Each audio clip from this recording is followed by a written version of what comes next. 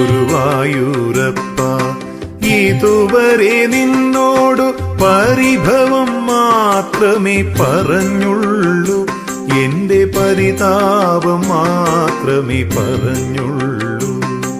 ഗുരുവായൂരപ്പ, ഇതുവരെ നിന്നോടു പരിഭവം മാത്രമേ പറഞ്ഞുള്ളൂ, എന്റെ പരിതാപം മാത്രമേ പറഞ്ഞുള്ളൂ. അവിടുത്തെ കാരുണ്യം ഓർക്കുമ്പോൾ ഇതരുതായിരുന്നെന്നു തോന്നുന്നു.